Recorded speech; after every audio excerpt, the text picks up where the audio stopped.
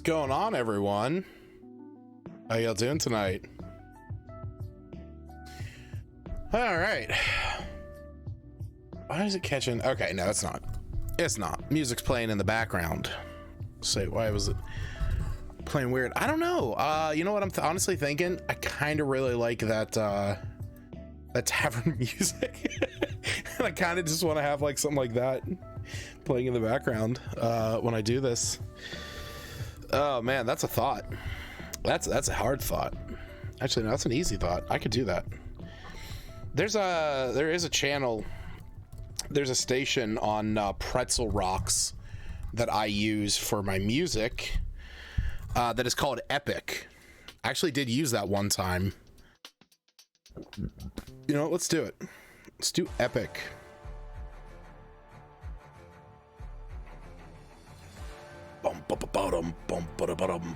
It's not chill lo-fi though. Jesus, I can't do this.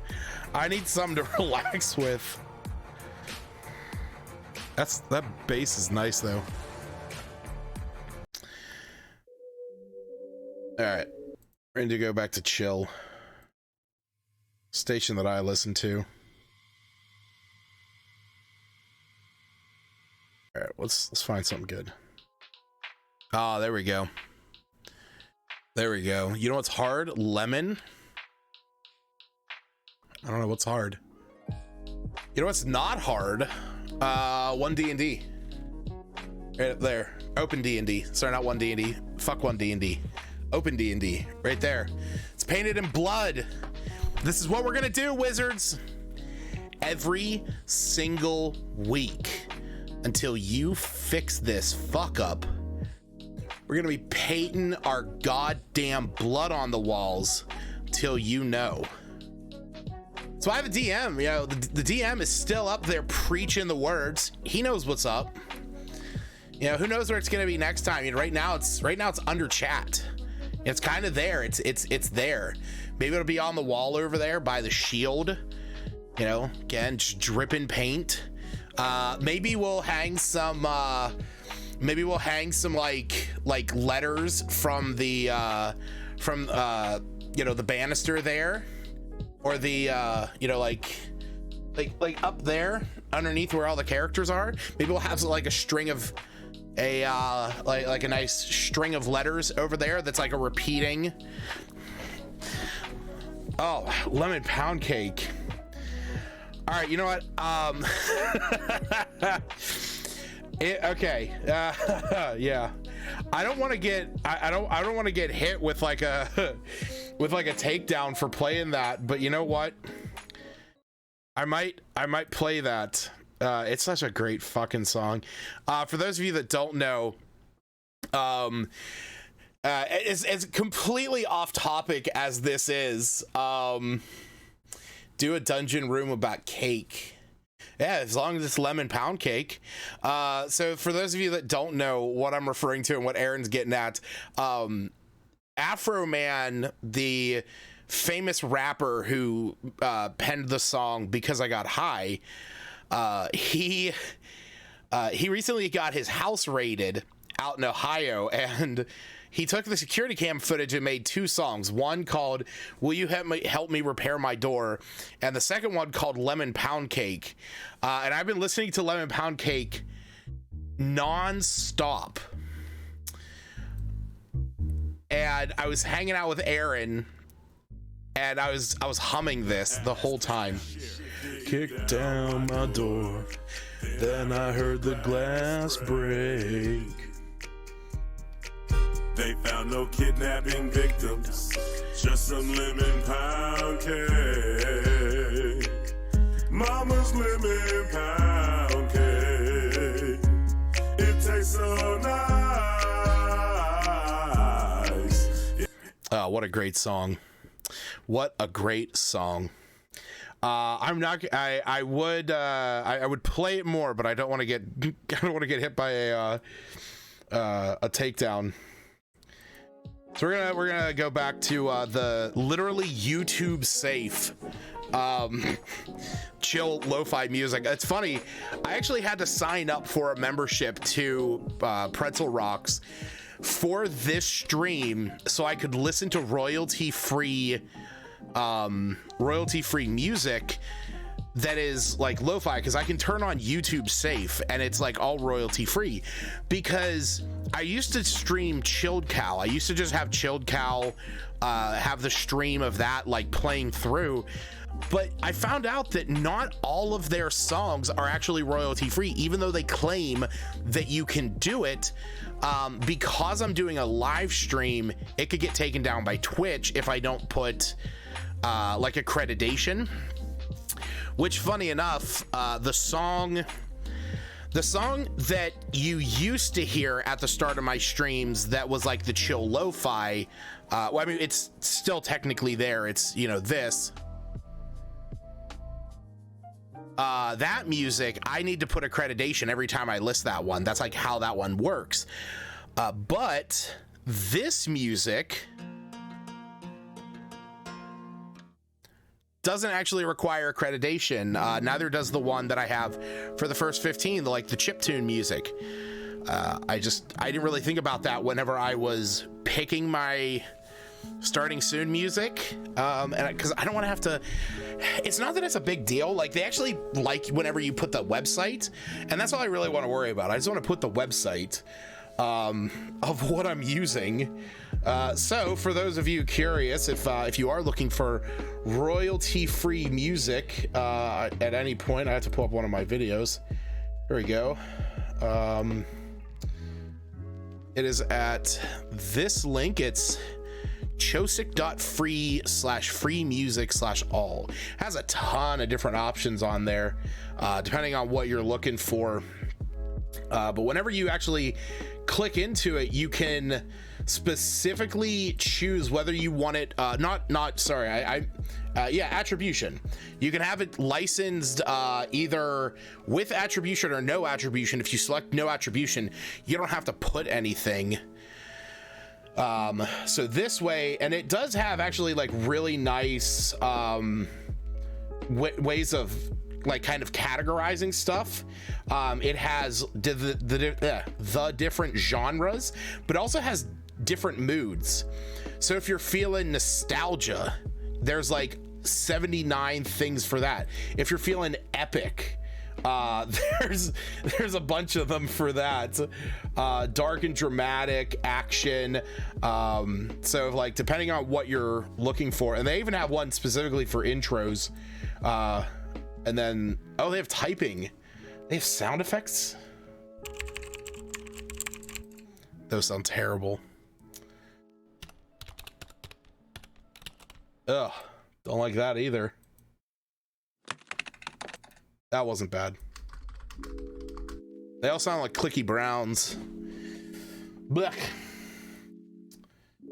All right, well, gonna get into tonight's stream. Yeah, don't get lost into listening to keyboards. I don't listen to terrible keyboards. Mine doesn't make any noise because that's how I built it. I built it to be quiet. But yeah, we're gonna jump into tonight's stream. It is now hopefully continuing to be the normal Monday streams, where we're going to be building Endyr's mega dungeon. For those of you that don't know, let me give you a quick recap. Back at the end of December, beginning of December last year, a gentleman by the name of, was it Scott McCoy?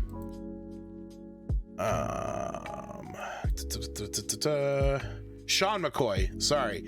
A wonderful gentleman by the name of Sean McCoy put up a tweet saying 12 floors, Mega Dungeon 23, 365 rooms. Sean, SEAN. 12 floors, 365 rooms, 1 room a day. So the challenge was to just write down a room description for the day. It doesn't have to be, you know, super detailed. It doesn't have to be crazy. You know, you don't have to populate everything. He said even, you know, the idea was just write something. Even it's an empty room was fine. So we started with that. We've gotten through, we are on day 16. It's kind of hard to tell over there behind or underneath or right at the start of the stairs over there, the calendar. We're on the 16th of January. So we have 2 sectors done. I'm doing each week as its own sector, and that'll kind of create one large floor. So the first sector was stars, and the second sector was cold. As you can see right there. So that was what we started with. So we got to room 9. Because this is currently the dungeons, the rooms that we have. So we had the main sector up here, which was sector 1, stars. And then we have sector 2 starting with the first 2 rooms of the cold level. So the thing about the cold sector is that each room in this sector holds a temperature of negative 50 degrees. Each time someone enters a room, and for every hour within, a constitution save is needed to stave off exhaustion. Now, if you really think about it, there's 7 rooms. In the standard current 5th edition in the current edition of D&D, the standard exhaustion roll is as follows. If you have 1 level of exhaustion, you have disadvantage on all of your ability checks. 2 is that your speed is halved. 3 is you have disadvantage on attacks and saves. 4 is your hit point maximum is halved. 5 is your speed is reduced to 0, and 6 is death. Now, how you get out of that is that you take a long rest. So that's the main thing. Each long rest reduces your level by 1. There's also some spells, such as, I believe, Greater Restoration. Yes, reduction. Well, you can. So yeah. Reduce exhaustion by 1. Sorry, I was looking at the effects. So, you know, you can do Greater Restoration, but that's a 5th level spell. That's a heck of a spell, especially being that this is like early on in the dungeon. So definitely a thing. Yeah, so we're gonna eat a berry. Eating a berry does not do it. Good berry doesn't. Unless I am completely mistaken. Yeah, no. Nope. It restores one hit point, and it provides you enough nourishment to last you a day. What is this? Oh wait, this is from yeah, it's from Hero's Feast, that cookbook. What's good berry blend? Put so we got what? Ice cubes, orange juice, packed baby spinach. Huh? 3 tablespoons of honey, a pinch of salt, frozen blueberries partially thawed, and a sliced frozen banana. Add the orange juice, spinach, honey, salt, pulse to begin breaking up the greens. Blend to liquefy the solids, 20 to 30 seconds. Ew, I don't like the idea of adding spinach to what is essentially just a smoothie. I mean, I'm all for orange juice, honey, and like a pinch of salt. I guess because it's spinach, is it going to add bitterness? It'll make it green and full of protein, I guess. Yeah, it's not me. Serves 4. So let's change. Wait, what? Doesn't let you change that? Few spells in a druid or ranger's repertoire is as handy as or nutritious as well-timed casting of good berry. A single good berry transmuted by drawing upon the divine essence of nature itself can provide an adventure with a full day of nourishment. Some have denoted their enchanted healing properties. But despite any druidic lore or magic, one thing is certain: this healthy blend of fresh berries boosted by green essentials, banana slices, honey, and a pinch of salt will provide anyone with the vital essentials needed to start the day's journey. Spinach has iron. Gotcha. Yeah, so there we go. Good berry blend for what that's worth. But yeah, so exhaustion hits this level hard. Now, if you are using standard 5e rolls, that's the case. If you are using the Unearthed Arcana that was put out, goddamn, Wizards, you don't want to see my opinion about your surveys right now. I think it was in here that they changed exhaustion. Yes. So in the expert class UA they put out earlier this year, when they were actually still in our good favors, Wizards had it where they changed the exhaustion rules. So it's no longer this very heavy kind of drastic system. What it is you have levels 1 through 10. If you hit 10, or if you go above 10, you die. But what it is when you make any D20 test, you subtract the exhaustion level from your rolls. And same thing for the spell save DC of any spell you cast, and it's still the long rest. There is stuff in here, like with this particular one, a ranger can drop a level of exhaustion by 1 in a short rest, so that's actually pretty nice. But yeah, this is more what I had in mind with this particular chamber. Come on, all right, you got spleen and malt. Thanks. I gotta turn down that music. It's getting on my nerves. Those poor folks are gonna have to read those surveys. Personally, I would never fill out a UA survey with my whole with stuff that wasn't immediately in there, like and that is a huge thing right now. I know, you know, OpenD&D is a huge thing. The OGL is a, you know, massive thorn in our sides, but there's a lot of good people still working inside of Wizards that are trying to turn this around.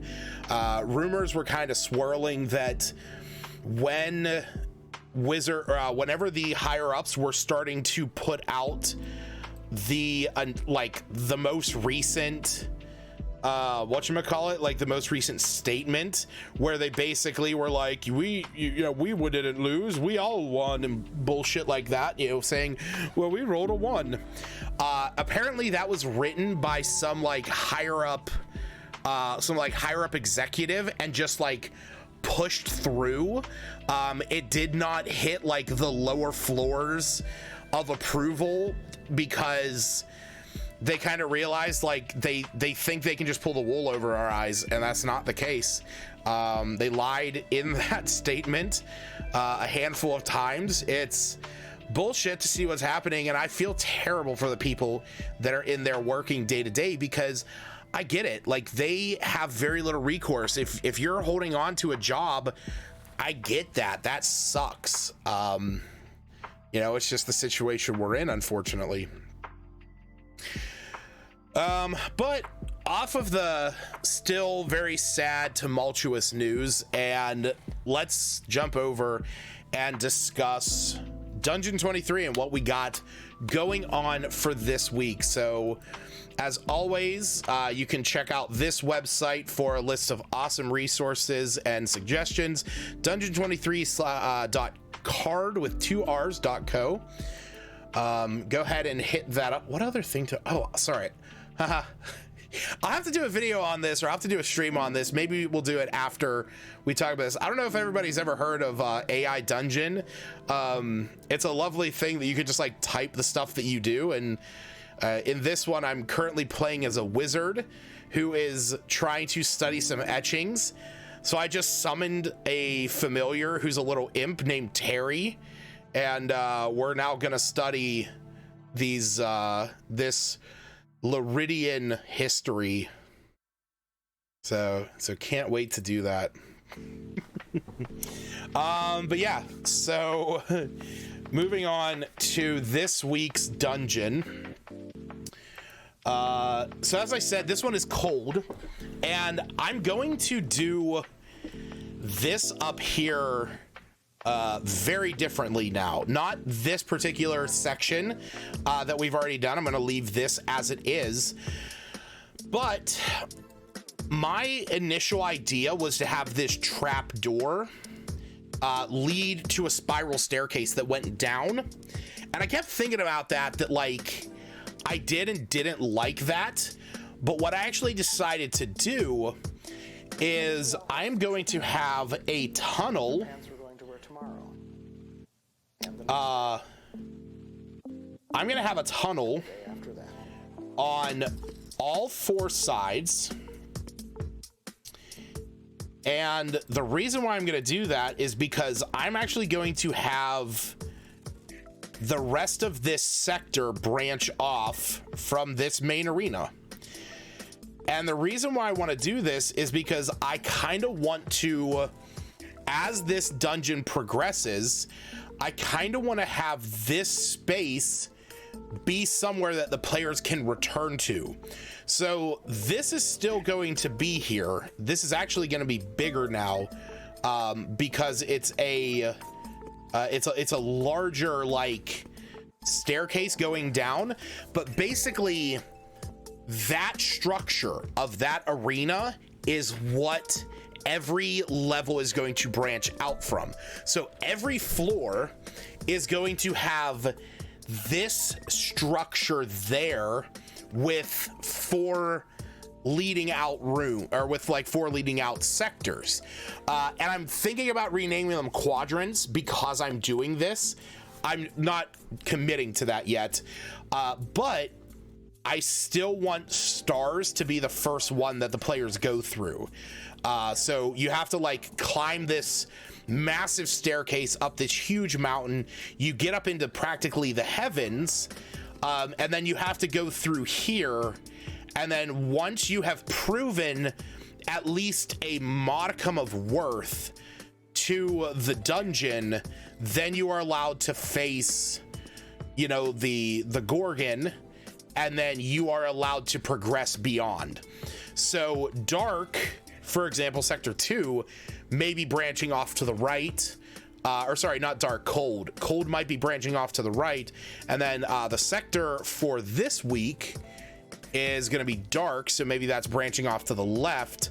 And then I have one more that would be branching off further. And I think what I'm going to do is, because you needed to find the key that was in this this final room over here, in room 6, to get into here. I'm thinking I'm gonna have where like each sector's guardian, or like each sector's boss, is going to have some kind of item that needs to be presented or offered or something. Like maybe this trap door has 3 padlocks on it, and there's one that attributes to like a key that each one of the guardians has. Because as you can see on here, this one ends with a frost salamander. So maybe the frost salamander has a key in its stomach or something like that. Or you need to like take the salamander's heart and offer it to Cepheus, the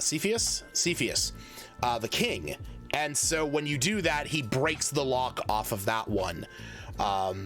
And then the darkness one, I haven't decided what that one is. Obviously, I haven't gotten to that far.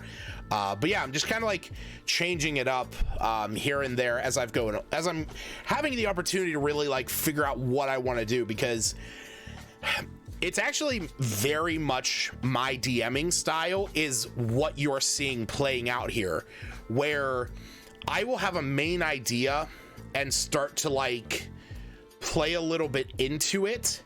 And as I'm going along, I get to a point where I'm happy, and then we kind of take a break for a week. And over that week, I have time to think about it. And when I come back to it, it's like I come up with different ideas and strategies for it. That's the same way I handle all my D&D campaigns, where when I'm sitting down at the table or, you know, like behind the screen playing, I kind of have an idea of what I want to do. And there might be moments in that where like even I surprise myself and kind of like randomly do something. But in a lot of cases, I kind of know what I want to do. But over the next week, I think about like, oh, I could like change this, or like I figure out a random connection that I then, you know, tie together and make sure that it's there. And that was kind of like last night's session during the Rime of the Frost Maiden. I knew that Gerard had that one map, and well, when I looked up what is on an assassin, one of the things was a map to a hideout, and I was like, well, shit, like those moments are what I live for as a DM, is things that just work out in, you know, a lot of favor for the DM, because stuff can just work sometimes. You just got to be, you know, happy that that is the case. So yeah, like I said, we're going to continue on today, making the different rooms of this particular one. I got to show the UI again. Oh, that's right. I went to hide the chat box in the corner. So as we started with this one, like I said, I'm going to remove this spiral staircase. I'm still going to have this be like this over here is now going to be, this over here is now going to be like one of these entrances.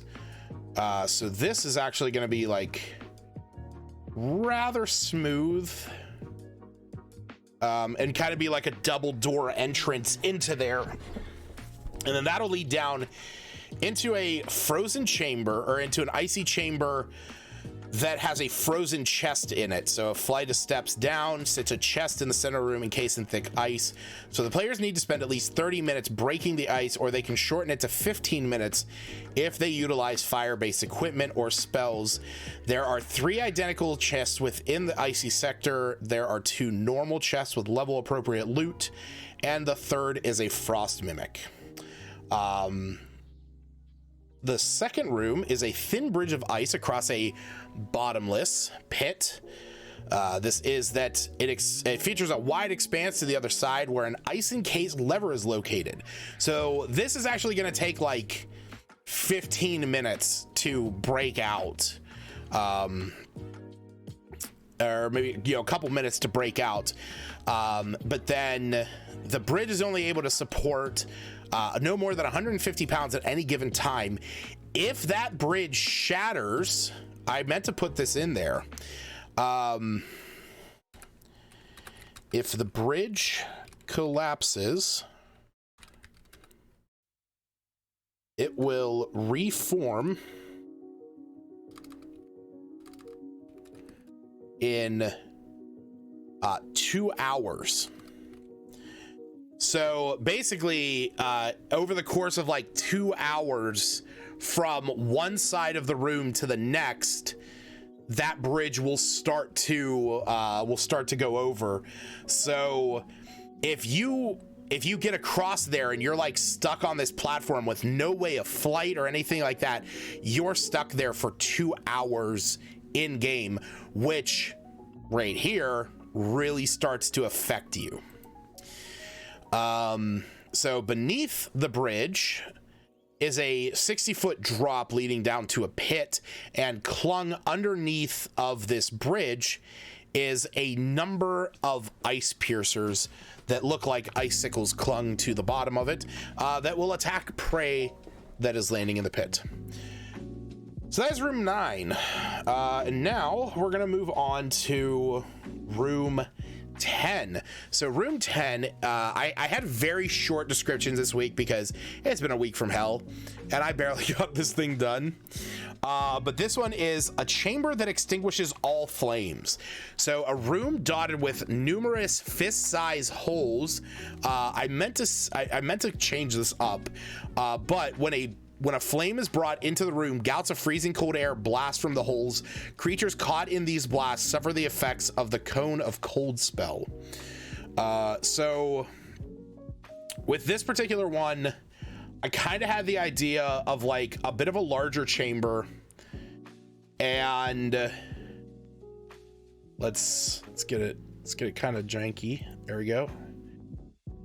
So I kind of had this idea of there being like icy pillars in it that are what actually have those holes in it. So basically, if you step within 5 feet of any one of these, then you are hit with a gout of ice cold air that effectively does what is the Cone of Cold spell. And for those curious, that's 8d8 cold damage. Now I don't expect it to do that much. I would make it level appropriate. You know, maybe I have it like 4d8, like you take half. Because this is only like the second level of the dungeon, or the second sector of the dungeon, so I don't want it crazy difficult, but I kind of love this idea of like it's a very unsuspecting room, and as you walk through it, you really don't have like a lot of options. Like you are gonna have to like go past one of them, but what it's gonna be is like once you get into here, it's basically everywhere in the room. That's exactly it. But here's the thing. It is only if you have fire. It is only if you have fire. So that's the key thing. It's a chamber that extinguishes all flames. So if you have any kind of fire, be that produce flame, a torch, continual flame, if it's magical or not, it will attempt to extinguish it. It just so happens that creatures caught in that blast, which I would reduce this, it would be like a 30-foot cone that shoots out and extinguishes the flames. The reason for this is because as we go along, there's like a giant thick ice wall that we'll get to that. So that's gonna be room 10. And I'm not really gonna dot a lot in here because unlike these other ones that have more decorations, these rooms are supposed to be very like very kind of empty and hollow, more like an icy cavern. So room 11, this was a day I remember writing this particular room because I was at work and a friend of mine asked me, you know, I got a message, or not a friend of mine, but I got a message from one of the guys that is doing this challenge alongside me, and he messaged me and goes he's like, how's your room going this week? And I was like, dude, I don't even want to talk about it. And he's like, yeah, no, I feel that. He's like, I wrote a room that I just wrote down the sentence, a couple of goblins. And I was dying laughing. And so I was kind of like, you know, sharing in our, I was kind of sharing in the misery with him of having it be where this particular room is going to be, this particular room is just going to be a couple of ice methods. And that was it. It was like, it's nothing but a couple of ice methods.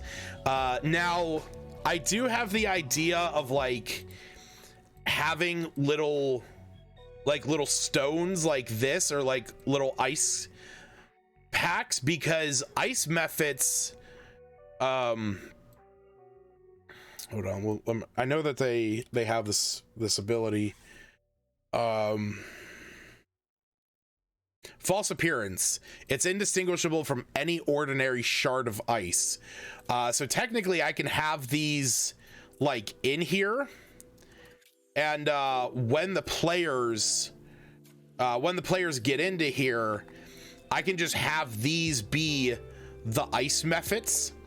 And so maybe what I'll do is, I'll just dot a couple of these around just for show, and have it and kind of explain to the players like when you enter the room, because I might honestly rotate this if I can. I actually don't know if I can rotate these maps, because I kind of like the idea of like this one going around a corner.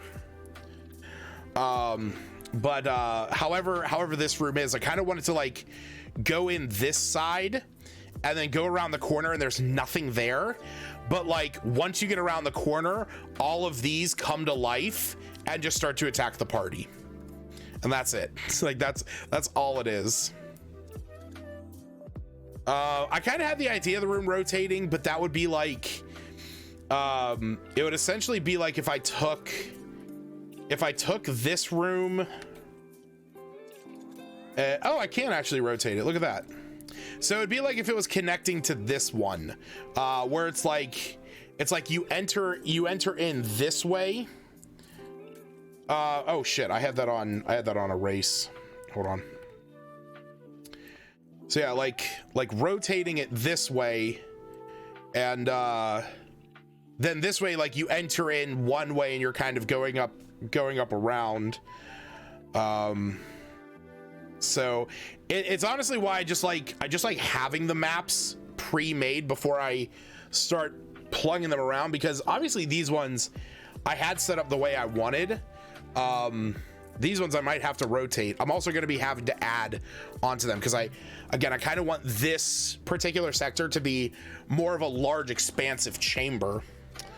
Also, Aaron, I know you put it in chat a little bit ago, but yes, this is indeed Liquid Death. This is the severed lime flavor. It's just lime flavored sparkling water, but it tastes amazing. Not gonna lie, it kind of has like a bit of like a beer, almost like a beer taste, but it's not unappealing to me. All right, so this one, yeah, this was another day. This was just another day this past week where I was like, all right, 2 goblins and a chest. Liquid Death is great. I love Liquid Death. It is so good. So yeah, this room, kind of the same thing as that first one. It's just a room, motherfucker. It's just a room. It has the chest in it. So we'll just kind of plop that one in there. Trying to get our team sponsored by, hell yeah, man, do that. I signed up to be sponsored by G Fuel and I think they rejected me. I never got anything back. You think with how much I buy, it's kind of crazy actually. I bought a mini fridge just so I could store water and make G Fuel. No. That Stacy, that is there forever. You misspelled my name. You know, okay, hold on. I'm gonna make this a thing here. Funny enough, I actually hate it more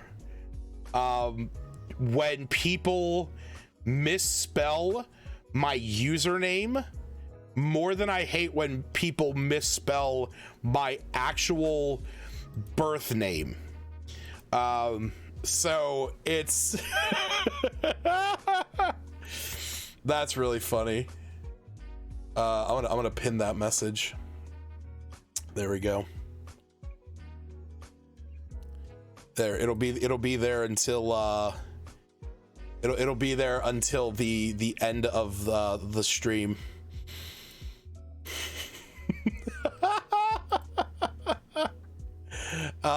So it's really funny because so many times. So okay, as I'm drafting up these rooms here, we're gonna, yeah. I hope you're not subscribed. But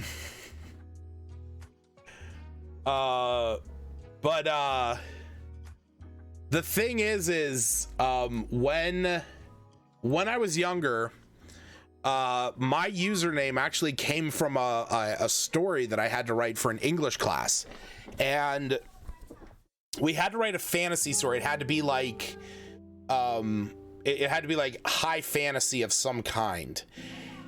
So I started thinking about what I wanted to write, and I wanted to do something where it was more of a video game, but it was kind of like an isekai or like a Skyrim kind of thing, where it was a video game based world and there was video game mechanics within this world.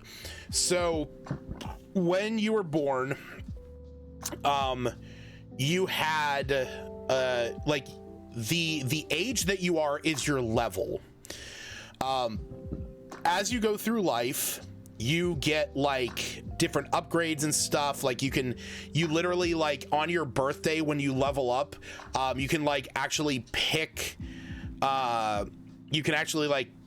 different skills and attributes to get better at.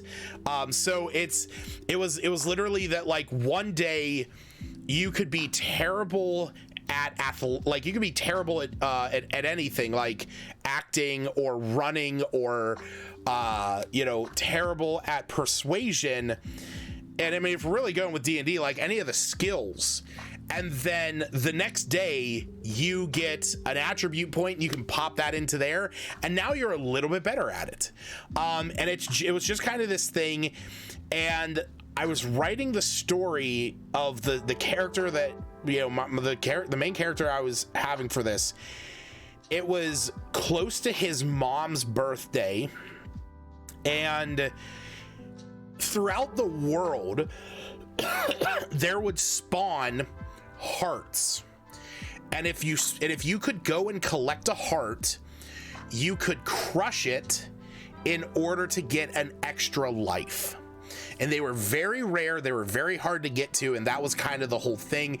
It was this big adventure to get these hearts to get an extra life.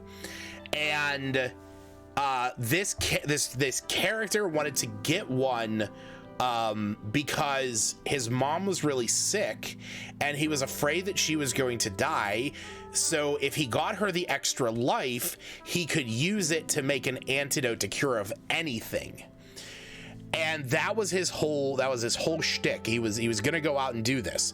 So I needed a name for this character, and I sat on the idea for a little bit of what I was gonna name him. And I've honestly never been good at names, and even back then I turned to the internet and I went online and I found a Celtic name generator. And it wasn't like the fantasy name generator that we have today.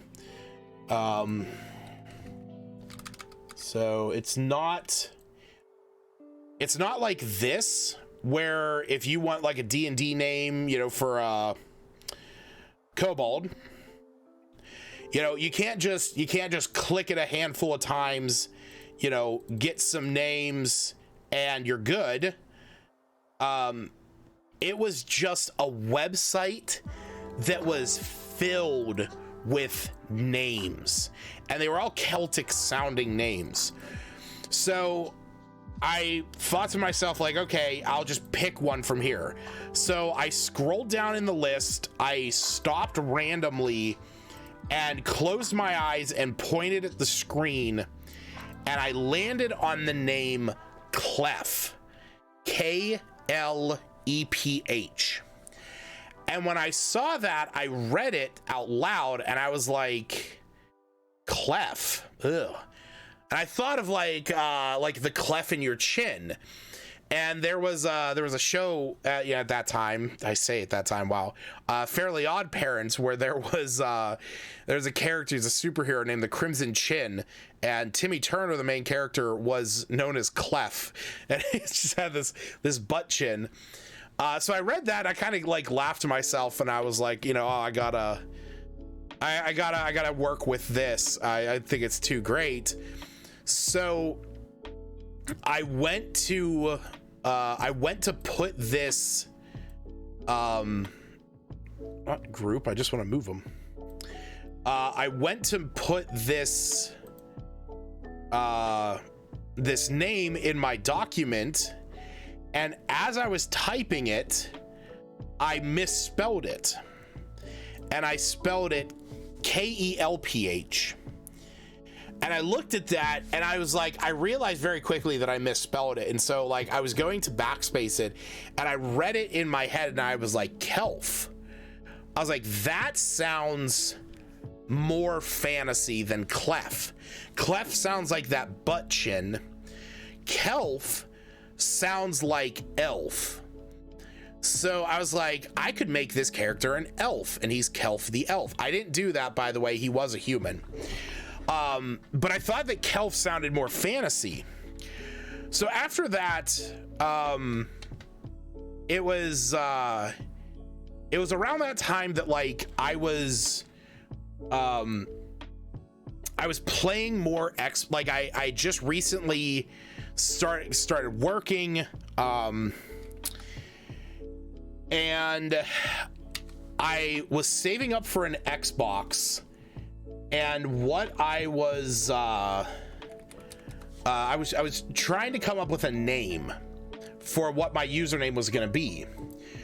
Well, I had just recently bought a game of Risk, and this is the actual cover art for the game of Risk. I don't know if I still have it. It's probably somewhere. But I saw it in the corner of my room the one day when I was making a username for some random website, and I looked over and I saw RISIC, Risic, and I was like, that's so cool, Risic, like that's a fucking name. So I ended up using Risic for like 2 years, and then I was like going back and forth between using that and Kelph in different things. And what cemented it for me was when when I was setting up my Xbox account, I went to type in Risic, and I made an account using an email address that I had just made because there was like age restrictions back then on that stuff. And I forgot the credentials for it. And I was livid because that was back whenever it was like you would get like free months of the Xbox Live. And that was how I was talking to my one friend. So I made a new account, and I went to do like Risic 1 and stuff like that. And I was like, well, I might as well do Kelph. So I picked Kelph. And I picked Kelph 1 because I was like, I specifically went and put in Kelph 1 because I'm like, I'm the first one, like not Kelph 1. I'm the one Kelph. So that became the whole reason why I started using it more often. And actually, for those that don't know, and if you've heard me talk about my D&D stories in the past, the online persona, the name associated with everything I do, Kelph, actually has a last name. That online persona has a last name, which is Hallard, Hallard. And that was because I played a game called Second Life, and whenever you play that game, you have to put a first name, and then you have to pick a family name. And I was scrolling down through the family name list, and I saw Hallard, and I was like, Kelph Hallard. That sounds good. Like, that sounds like a real name. So Kelf Hallard has been like such an integral part of my identity for so many years that when I was playing Xbox growing up, I would hear people like that I was playing was be like, oh, hey, Kelp, you know, not realizing there was an H at the end and it makes the F sound. And I'd be like, it's Kelf.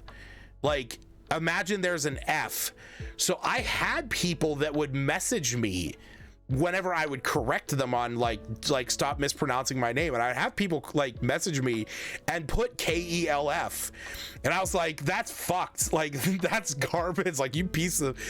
And so it's funny because I grew up with my first name. I actually grew up with my last name getting misspelled for years, because you know my first name is Lucas and it's spelled with a K, not with a C. And so my online persona, it's seen more than it's said. And so with that, I have such a harsher, I have such a harsher visceral reaction when I see Kelf misspelled, because in the back of my head I'm like, there's no reason that this should be misspelled. And I do laugh about it, you know. Yeah, definitely putting Stacy here on the spot about it, but yeah, it's really funny because like I said, it's such like an integral part of who I am, that how my you know, how my first and last name being misspelled my entire life has led to me at this point of like when someone or typos my username, I'm like, there's no fucking excuse, you're reading it. It's always been my perspective on it. All right, so we're gonna get back into this. So Chamber 13 has a thick ice wall that is blocking the path ahead. I'm actually, oh, is that my dog? Yeah, it's my dog. Hi, Dova. How you doing, Bubba? Hey, it's a Bubba. I got a dog under my chair. Hey, buddy. You want to come up? You want to say hi to the stream? Come here. Come here. Come on. No, he's camera shy. So this room, a chamber with a thick ice wall blocking the path ahead. So I think what I'm going to do here is we're not going to make this one crazy big. I also don't have room over here, so I'm just kind of going down here. But I'm going to say maybe 13, 14, I guess. No, let's make it a little bit longer. There we go. Do something like that. And so with this one, we're gonna have a big old ice wall. Come here. Come here. Come here. Up. Come here. Up. Come here. Jump. Come here. Come here. Oh, here we go. Oh, there he is. There's my buddy. There's my big buddy. We have a stream. We're making a dungeon. Yeah. Maybe I'll put a dragon in it. It's actually why his name is Dova, because of the Skyrim games. That's how you say Dova in the language of the dragons. Huh. He's a Dovahkiin, isn't he? Okay. Go ahead. Yeah, that's another story about names. When Kaylee's friend, we got Dova off of Kaylee's friends because she had made some poor financial decisions and ended up with a dog. But I went over to see him whenever she was like, hey, you know, my friend has this dog that she's looking to rehome. What do you think? And I'm just like, you know, at that time in our lives, we weren't really, you know, in the situation to be getting a dog. And I was very hesitant about it. But I went over, I saw the dog, and he had a huge head for his body. You know what? I might be able to pull up a picture of him. from back then. Funny enough, I have to, in order for me to look this up, I have to look up my old 9gag account, which is hilarious that I still have that. So two things you need to know about this. Paper Dragon Illusion. So there's this classic, if you look up the video for it, it'll make a lot more sense. But there's this classic illusion paper craft that you can do, that is of a little dragon that no matter what way you look at it, it's looking at you and it's like head turns. And that's because of the way that the paper is folded. So as you can see here, the way that the paper is folded, it kind of has like this concavity where its faces, so it's always looking at you. Well, when I saw this years ago, I was like, oh, that's kind of crazy. And I don't know if I could actually find a GIF. Hold on. Probably. Oh wait, is this one? Oh, here we go. Yeah. This is what I'm referring to. So it straight up looks like they're always looking at you, and it's real creepy because they have such huge eyes. So, and then like once you get beyond, you know, the scope of where the paper is, the illusion breaks and all. But I remember seeing this like years ago, and I was so fascinated by this, and I've always loved this little dragon. And when I went over and I saw Dova, this was the picture that she sent me. This is a little baby Dova. And I got over there and I was like, his head is so big compared to his body. It like this really doesn't do it justice because this has like forced perspective. But like he had such a huge head for his body. I was like, he looks like one of those paper dragons because their heads are so huge compared to their bodies.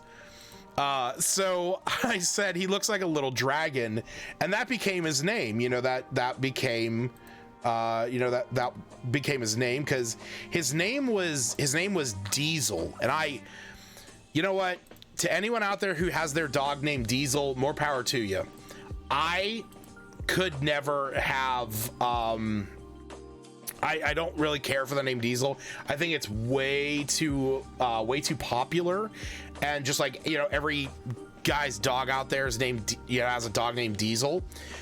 So whenever I heard this, I was like, all right, we're gonna have to change that. And so I was trying to come up with a D name because I at least wanted there to be like, you know, it's not Diesel anymore. It's, you know, like duh something, and, you know, like dipshit, you know, we didn't know he was gonna be an idiot.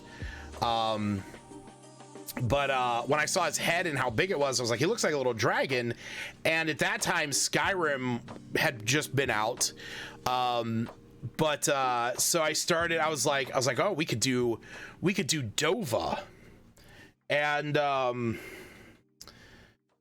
oh god, okay, you know what, Kaylee could hear me over in the other room. She sent me a picture. It's gonna take me a moment to drop it in, but yeah, here, you'll see. Hold on, let me put this line down for a second.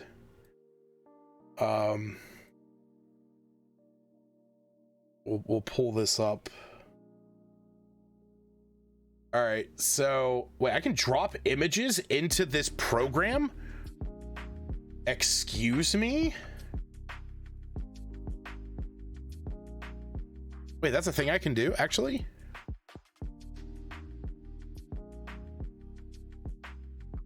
Oh shit, look at that. Hell yeah, that's awesome. I guess where that's going, right fucking there. That's really cool. I didn't know that was a thing. We're learning together. All right, so here, let me. All right, so I'm gonna bring up that paper dragon again. So here's the little paper dragon, And I'm gonna put this over in the other window here. Tell me that tell me that doesn't look like him. Look at that head. Look at that goddamn head. Look at that all that skin. He was such a skin bag as a pup. He had to grow into his skin. This whole goozle down here. He's just all smackums. But yeah, so this is such a big head. This is why I named him. I wanted to name him Dova, was because he looked like this big illusion puzzle thing, and I just like, and you know what? He's a great dog. That's the bottom line. He's a great dog. He's an idiot. He gets into my trash, gives us a scare with chicken bones all the fucking time, but we love him. You know, he's a good dog. Shit, I didn't know I could just drag and drop stuff into here. That's really cool. It does make sense that you can do that. Shit. All right, yeah, we're leaving this in here. I was gonna say I should like put something, you know, I should put the Dungeon 23 logo in here, because that's what we're working on.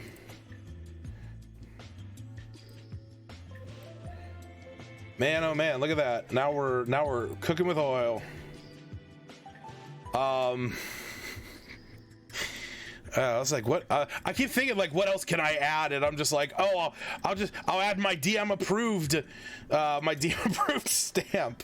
Oh man. All right, well, enough of that. Back to actually making rooms. So yeah, with this room, like I have it here, a chamber with a thick ice wall blocking the path ahead, a 5-foot thick wall of ice. Due to the intense cold of this chamber, the ice is very sturdy and takes 1 hour to break. And this is to break through a 5-foot section. Every 30 minutes, though, a permanent spell repairs any damage to the wall, and beyond the wall, a large shadow lurks in the wait. Can I actually move this?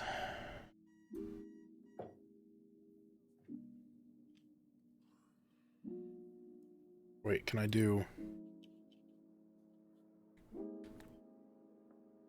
Okay, no, I can't do that.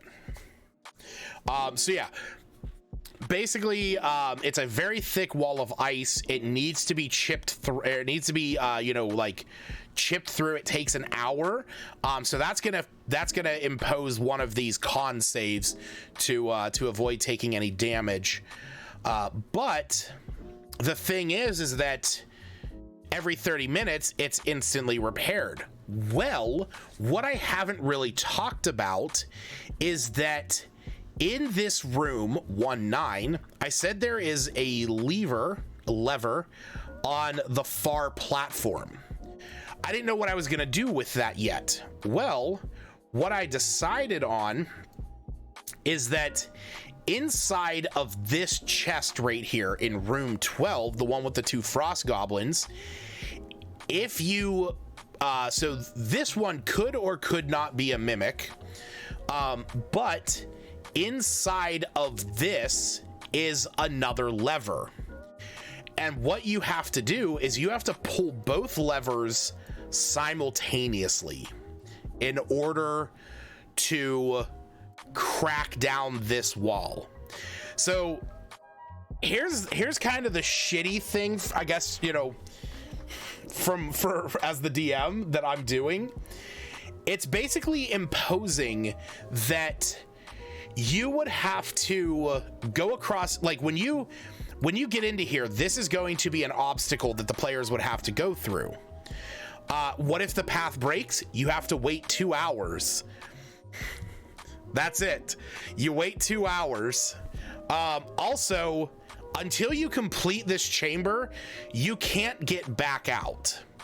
I think I'm gonna hold players to that, because otherwise, if you have to wait 2 hours, you can just like leave this place, and you know, go back in, or you know, I'll have it that, you know, you know, obviously the exhaustion would you know, maybe tick up, like once you walk back in, you have to make that save again. So I don't know.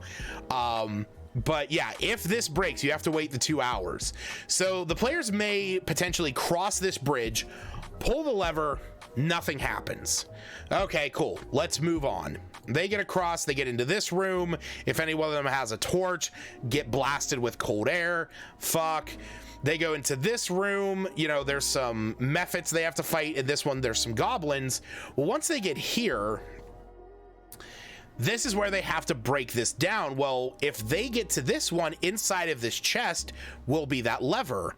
So if they pull that, nothing's gonna happen. So they're gonna have to use their intuition to figure out, you know, to figure out, like, maybe we have to pull these levers at the same time, because that will completely shatter it. And maybe have it where, like, the goblins that are in here, because I do have it in here, yeah, the goblins sit and guard the chest, but will leave for the offer of warmth and food. So because they want out of there. And so what that could be is, like, they might even, like, these goblins might even tell them, like, you have to pull the lever that's in the chest and the one that's across the bridge in order to shatter the wall, and then they'd be able to, you know, break on through to the other side. So yeah, that's this room. I think I'm just gonna leave it like as is, for the most part. I might change, you know, the depth of it when we start actually adding it in. But lastly is a room with a frost salamander. So frost salamanders are pretty badass. If you've never seen one before. Now, salamanders, in my opinion, are just awesome in general. They're like really, really cool monsters. A lot of times they're fire-based. Good night, Aaron. A lot of times they're fire-based. You know, this one's obviously frost-based. But they're very powerful. They're very strong. Yeah, this is the funny. Good night, Aaron. This is the funny thing. So when the salamander takes fire damage, its freezing breath automatically recharges. So normally with this freezing breath, if this salamander uses it, the DM has to roll a d6, and then if you roll a 6, it recharges. So that's actually how a lot of higher level monsters work, is they have like recharge abilities. And so I just love the fact that it's like, oh, the thing is vulnerable to fire. And because it's vulnerable to fire, it's probably going to be, you know, used against this thing a lot. But that's going to automatically let it get a 60-foot cone that imposes a DC 17 8d10 cold damage attack. Like, you know, the bites and whatever, like, you know, 1d8, 1d10 cold, 1d6, whatever. 8d10 that will get recharged because of fire. Love it. So frost salamanders are awesome. And that's what's going to be in this last room. Now, the thing is that I kind of want it to have like a decent sized area. So I kind of had this thought of like a large circular chamber. So like maybe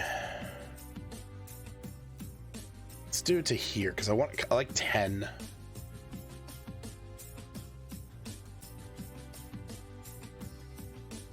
Okay, that's not bad.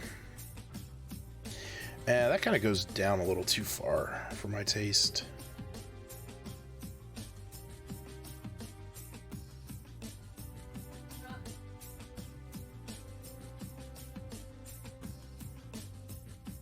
There, you know what? 8's fine. Give those edges, and then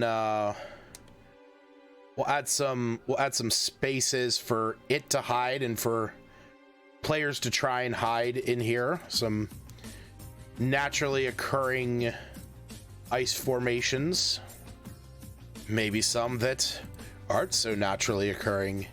Maybe there's more ice mephits. That'd actually be really terrible. That would be awful. That'd be so mean. Add more ice methods into a fight with a goddamn salamander. There we go. That leaves a good amount of room. It can kind of like dash around, and you know, players can squeeze through here and stuff. So that's leaves a good area. But we need a chest. This is the chest that has. It could also be a mimic. This is what the salamander is guarding. So whatever is in this chest, this is what is needed to move on. You know, after this chamber. Or, you know, back in the arena. So let me kind of move that. What was those creatures that looked like solid blocks of ice? If you're referring to the ones that were in the ice temple, I actually had 2 in there. Funny enough, the same 2 creatures that I'm featuring in this dungeon were the ones in there, and that was ice mephits that looked like statues, and there were ice piercers that were clung to the ceiling. But ice mephits can disguise themselves to just look like chunks of ice. So that was definitely one of the things in there.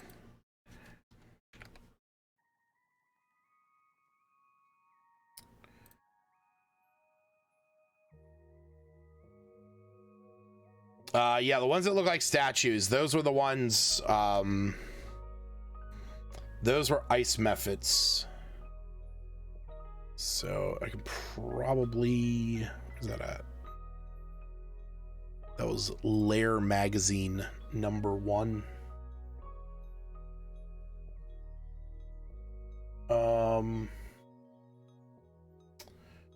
Was that room 11? Yeah, it was room 11. Ice gallery. Is that right? No. Oh, no. Here it is. Room 10. More. Or wait, was it? Oh, no. It was room 7. So yeah. So what I'm looking at, here, I'll put this up. So let me like pull that window up.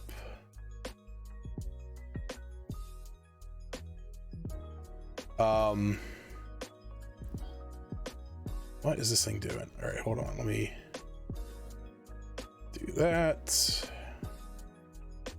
Do that, and then we'll just pop that up there. What is that in the background? It's just because it's not pulling up. Okay, I see. Yeah, so this was the ice temple. This was the frozen temple that I ran for the guys. This is from Lair Magazine issue 1, January 2021. So this is the ice temple that I ran. I changed some things in it, but the 2 sections was this one. A wide staircase descends some 20 feet. So yeah, there's 2 ice methods shaped like ballerinas waiting to attack. The icicles are harmless unless a character intentionally dislodges them and stands beneath them. In this one, there's ice sculptures and they're normal. There's no methods, but now the icicles are piercers covered with a layer of ice that makes them indistinguishable from normal icicles. This is where I think the stat block I swear to God, the stat block was in here for them. But yeah, this was, I've used this a number of times actually for different encounters in Rime. If you've watched Rime, you'll recognize this scene on the one session where the players went to the village in order to get back up to the black cabin. So there was that, and then you'll probably recognize this as the location where they had to fight the big ass whatever it was at the very end. I can't even remember. Oh yeah, ice troll and a white dragon wormling. That's right. Yep. This one, yeah, Lair Magazine #1. That one got me through a couple good sessions there. So that is the room. We're gonna move these over. We're gonna group those up too. All right, so that is the rooms now for this. So like it says on here, frozen chest. Oh wait, I didn't put that back up. There we go. So in this room, or in this final chamber, a large frost salamander stands ready for combat. In the corner of the room is I put it in the center, but whatever. In the corner of the room is a chest encased in ice. Upon killing the guardian, it'll drop an item that will allow the players to progress to the next sector. So already started including some of that in there, some of that language. But now that we have everything, we're gonna go ahead and start to focus on the design of the dungeon itself, and where I want stuff. So this is where things will start to get a little tricky. What I'm gonna do though is I kind of need to move these, because I'm gonna do this a little bit differently, and I'm gonna group everything up there. And now I'm going to grab, no, you know what? No, I'm going to leave everything there. Yeah, because I need to branch up, and I don't want to move it necessarily down. But what I am going to do is I'm going to grab all of these, and I'm going to put them up here.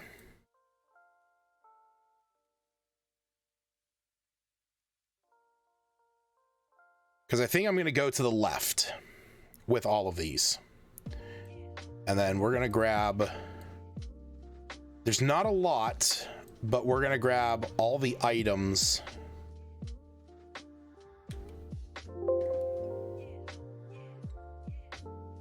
Grab all the items. The hell?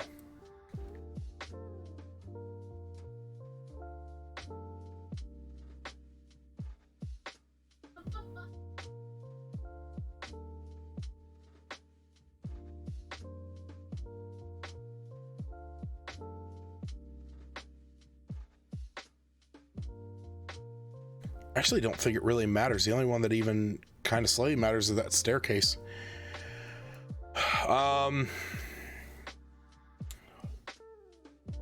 Yeah, so I think we'll maybe go to the left here.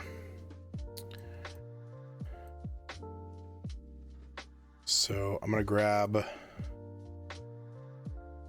this.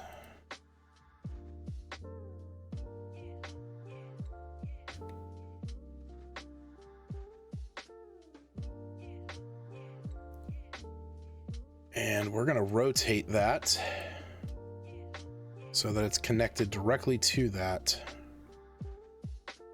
And then we're going to grab these. I'm so glad that I found out that you could rotate rooms like that, because that saves me a lot of work. I don't know why I grabbed all these room names. You know what? No, I'm going to leave them. Okay, so even though I kind of did them in the order that I did them, I kind of am going to split them up just a little bit. So what I'm thinking, all right, so I really kind of want this to be branched off almost at the very beginning. Because I kind of want to be Kind of want this to be like right at the very beginning. Let it be one of the first places that the players go and explore. And so maybe having that be right there.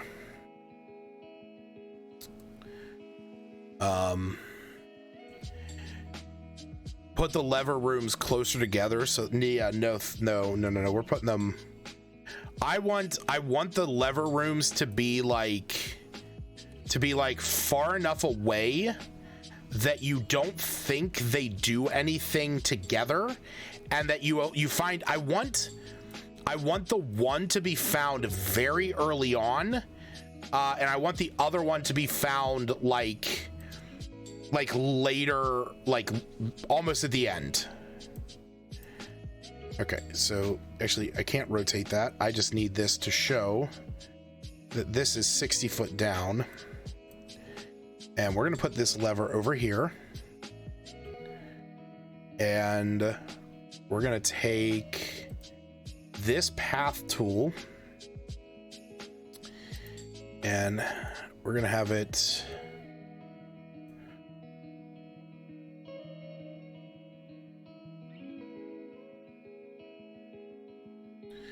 I'm not a huge fan of how that works.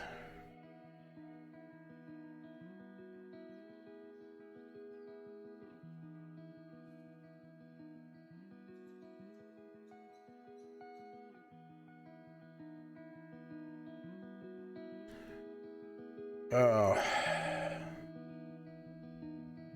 maybe it'll just make us a little bit bigger.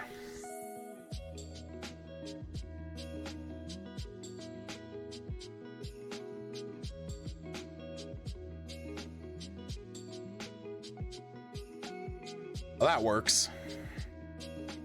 There we go. So yeah, like I said, I kind of wanted this to be like at the very beginning, the players, you know, the players have this one chamber there that they can go into, and then from there they kind of branch around. I know I just moved everything over to here, but this is getting on my nerves that they're so far away.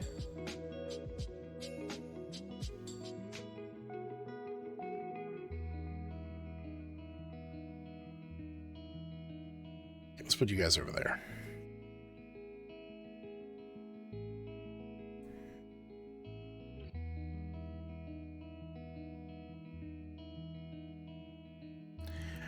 I don't need, I kind of do actually.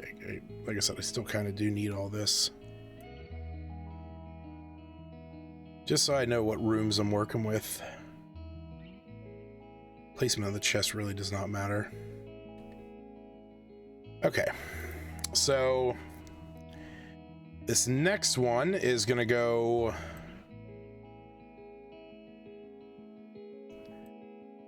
kind of up and around.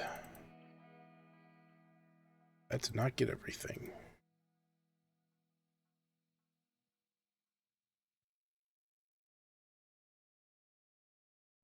So we're going to put that right over here. And this is going to be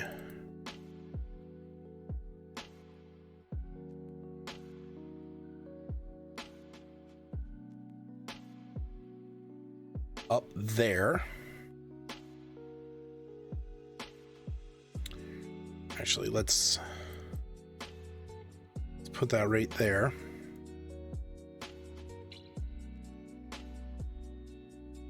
Yeah. Oh wait, no. Hold on. There we go. There we go. Put that right there. Okay.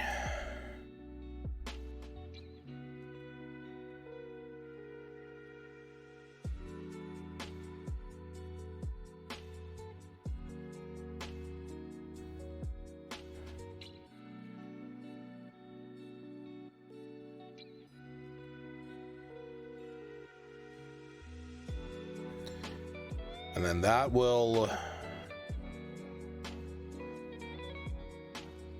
Yeah, this one will have like a branching corridor that'll be very small over to here.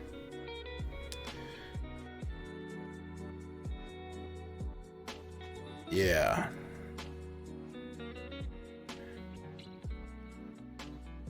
Actually, no, you know what? I take that back. We're gonna have them go up into here. And then this is gonna kind of snake up and around into this room with the goblins.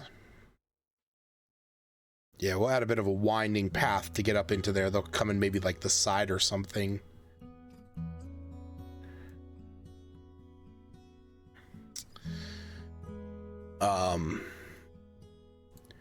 Because then what we'll do is,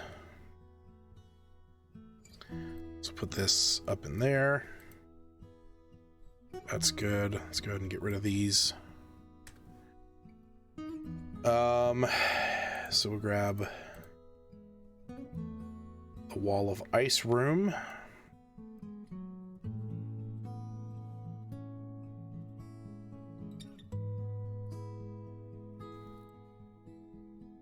And we'll have this one right about here. Actually, I guess, you know what? Kind of the placement of that is more determined on the placement of this room.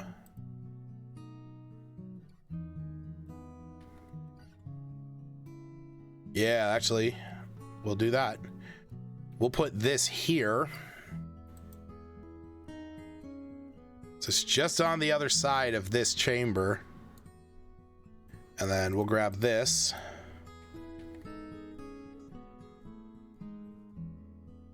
And we'll pop this one because... why is Snap not on anymore? There we go. Yeah, right there.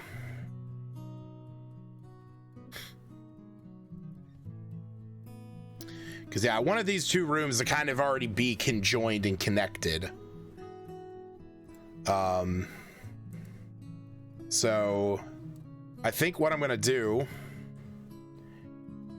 is we'll kind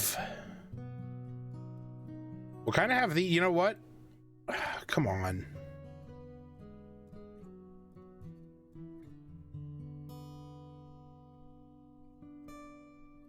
Kind of have these two areas be like one bigger kind of chamber. We'll have it just connect up here.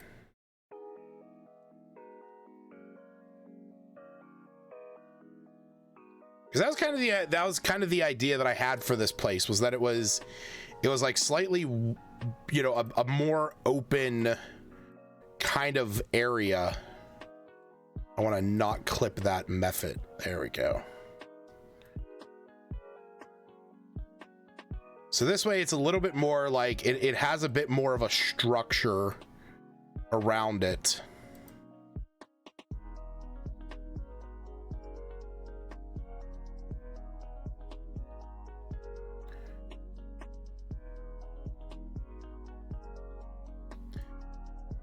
And then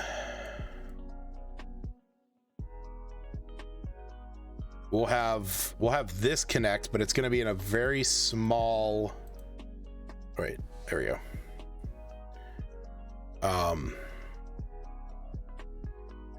Yeah, it's gonna be like a little, like almost like a hidden passage back here.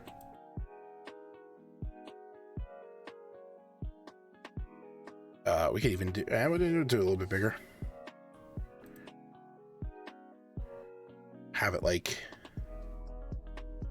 zigzag almost.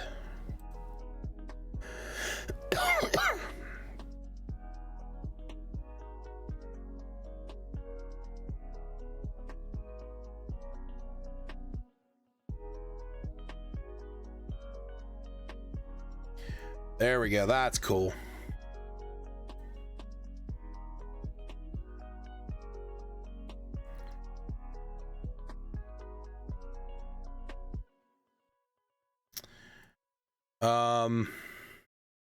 You know what? I'm not gonna lie. I kind of like that, like, openness, or like this kind of zigzaggy, you know, look. So I'm gonna say we're gonna do something similar in here to connect these two.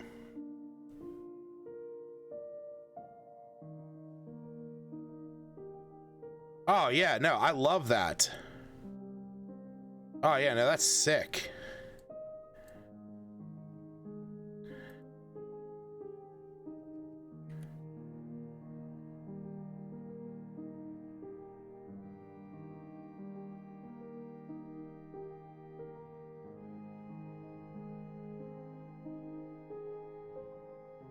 This is remember. Okay.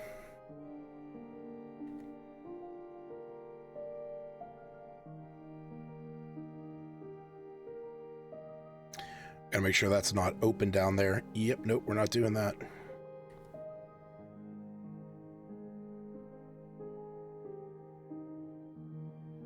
Cool. So then we'll do...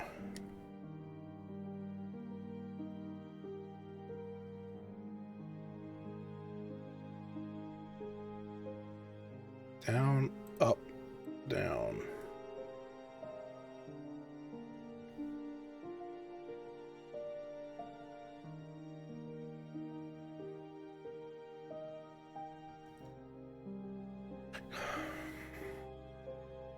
There we go.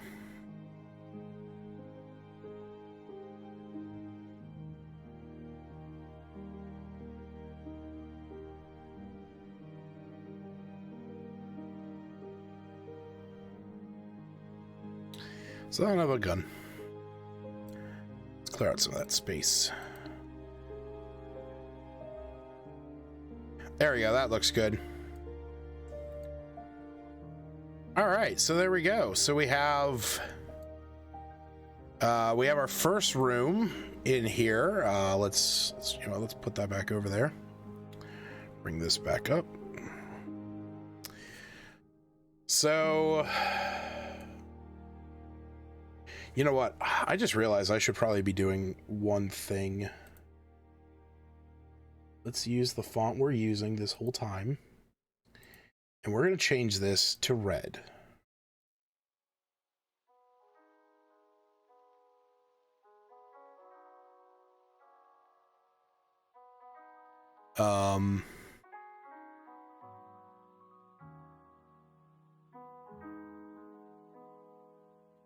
That does not need to be that big.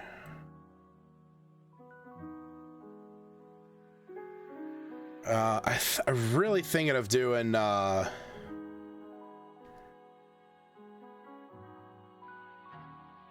room numbers. Can I do a dungeon layer specifically for letters?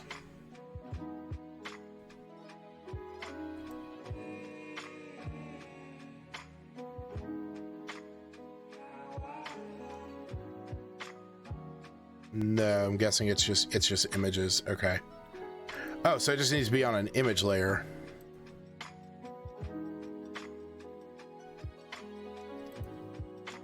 Okay. So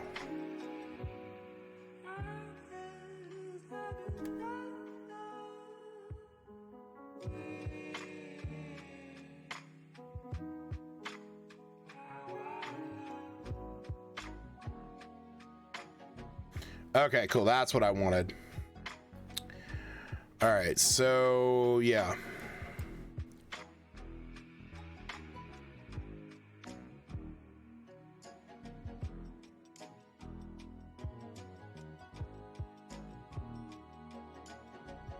So we got 2.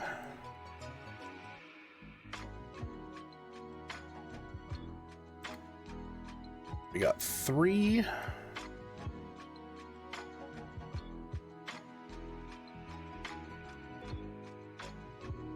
Got 4.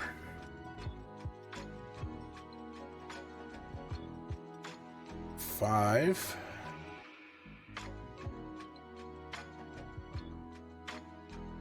Six. And room 7.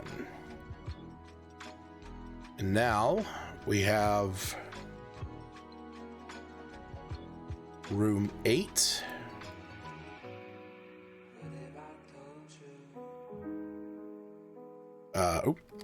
Room 9.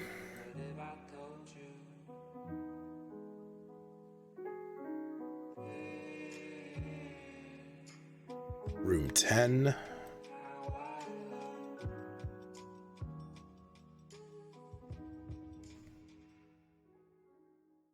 I'm actually going to double this one. Technically, these are both room 11. Because then this is room 12 up here.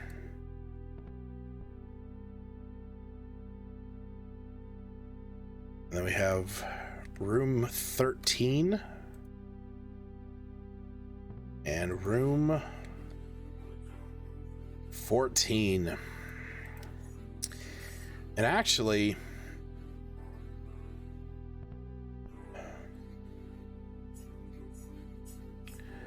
kind of feeling I was kind of feeling about cutting this in a bit. Maybe not that severe.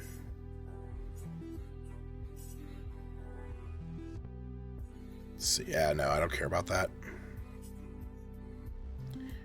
I will probably chop a little bit of that off. And then I'm going to redo it to kind of align with what we have here. That's a little better. Okay. So there we go. Now I'll have can I name this? Yes. So that's not room names, room numbers.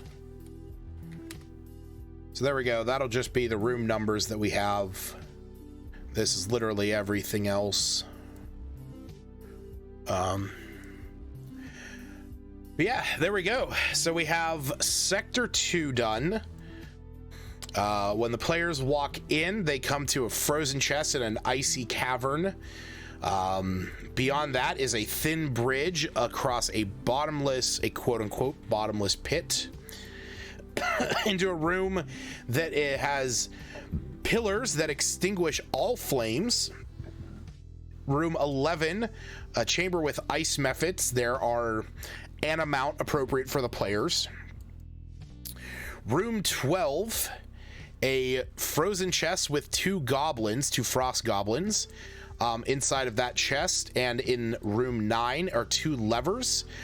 These levers are needed to shatter the thick ice wall blocking the path ahead in room 13, leading to the final fight with the frost salamander. So there we go. That is that sector of the dungeon, the cold sector.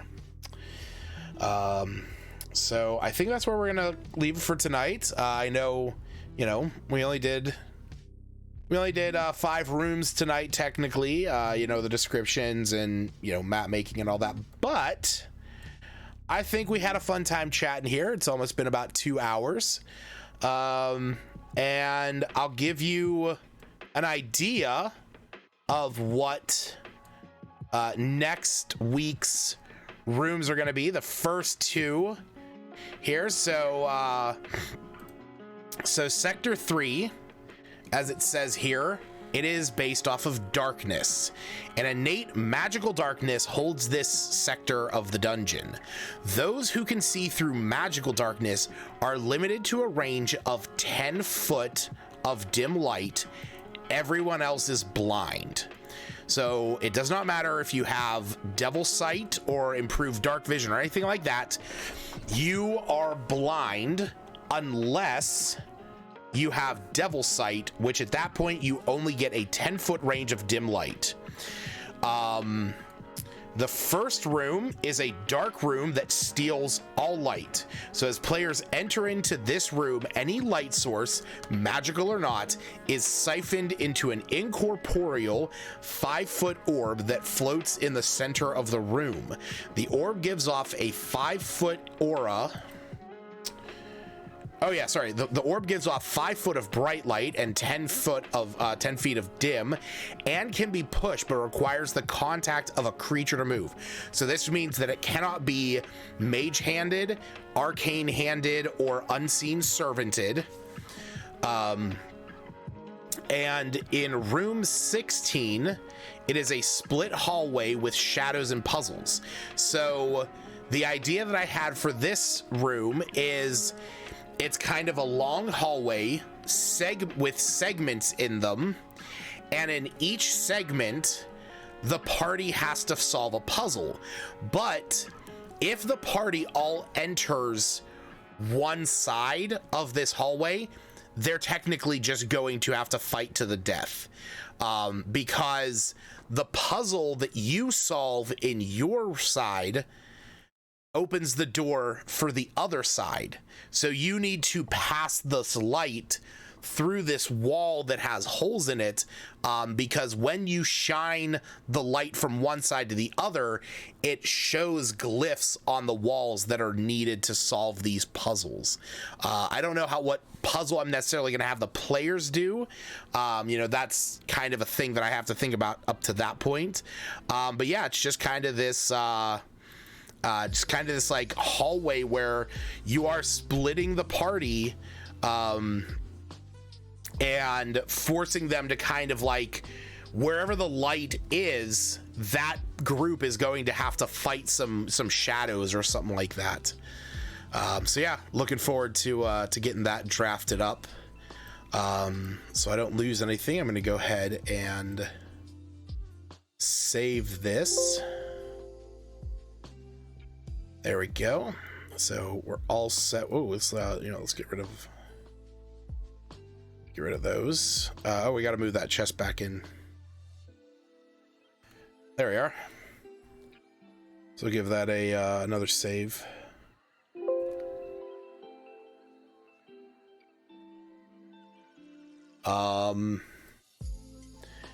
The AI dungeon thing. You know what? I'll show it off a little bit here, and then we'll call it a night. So before we jump away from Calendyr's dungeon, just as a reminder, this is the website that you guys can go to if you are interested in doing this. This is the hashtag Dungeon23 challenge for the year. Right now is a kind of rough time in the D&D community, so hey, use this to just kind of do something, something positive for D&D. So I know that I'm definitely doing this one. I'm definitely stealing some things online. So and my plans are coming as they come. So but yeah, so we'll take a look at AI Dungeon. So the way that AI Dungeon works, and you know what, we'll just we'll start over here. So when you go to AI Dungeon, you can there's actually, like, you can do multiplayer worlds with this, funny enough. So for example, if we go up here, there's actually multiplayer, but you do have to make a casino. Yeah. So you do have to pay, I believe, to do the multiplayer ones. And then this one, if you're like in one, it'll kind of save your spot, and then you can start. But when you jump into these, it's pretty simple. We'll restart one. So you pick your setting, whether you want high fantasy, mystery, zombies, apocalypse, cyberpunk, custom, and then there's stuff that's in the archive. If you do fantasy, you just pick like what you are: noble, princess, knight, wizard, witch, ranger, squire, peasant, fairy, or rogue, and then you put in a name. Now I picked that I was a wizard named Maloth. So as it says here, You are Maloth, a wizard living in the kingdom of Larian. You have a staff and a spellbook. You finish your long journey and finally arrive at the ruin you've been looking for. You have come here searching for a mystical spellbook of great power called the Book of Essence. You look around and see small etchings spread about the place that look as though they were part of a map. Your heartbeat pounds with excitement, and you know this is a very special place that could lead you to the book. So down here, you pick what you want to do. You can have what you do. So you just type in what you do, what you say. You can just edit the story where you can say like, you know, so-and-so does this and this happens. Or you can like put in, you know, I see, you know, these. So I did do, and I had it, I examine the etching. So it says, you study the etchings that cover the entire wall and come to the conclusion that they must be of some significance, which, yeah, no shit. So one of the things that I like to do with this, I just like to have a lot of fun and like chaos. So I typed in, cast a spell to summon a demon at your service. So it gives me, you concentrate and cast a minor enchantment that causes a small demon to materialize at your side. It is a small imp-like creature with a small fiery head and fiery red horns. So I switched this over to say something, and I said, hello, Terry. You speak a single word, and the demon replies, Terry? Is there something you can do, Terry? I said, we need to figure out what these etchings mean. Do you understand them? The demon's fiery red horns wiggle a bit, and he nods his head in understanding. We must decipher the message written here, you say? I do indeed understand, he says. I said, let's study them. Let's grab a book. You decide to study the etchings. Terry, could you give me a book on Laridian history? Certainly. So I'm going to go into story here, and I'm going to type in Terry the Imp grabs a book from Maloth's bag called Laridian History.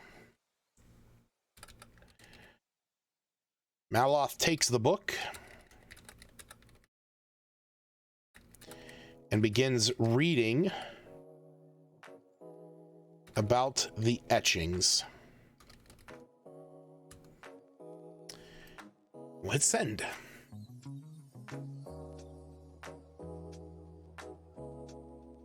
And then we let it do its thing.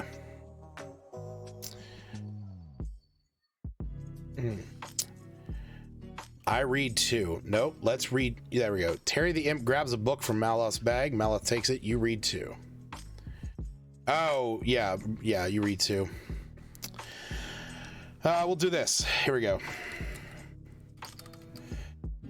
Time passes as the two read the books. Eventually, Maloth reveals... Maloth learns something important about the etchings.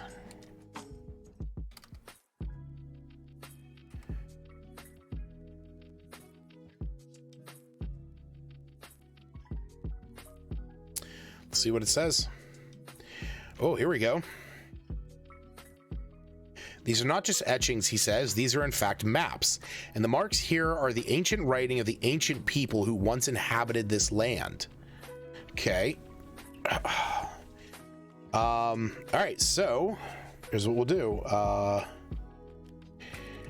Maloth picks up his book and bag and starts to follow, or you know what, hold on. Maloth sketches the map on a piece of paper.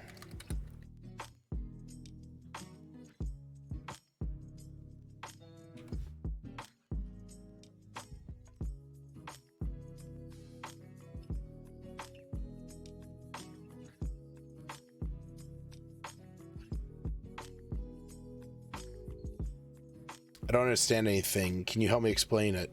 Sure, Malice says. God damn it. Let's try that again.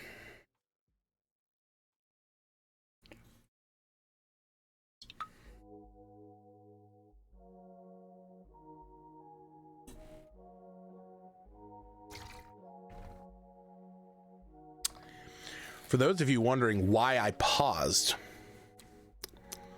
I went to take a drink of my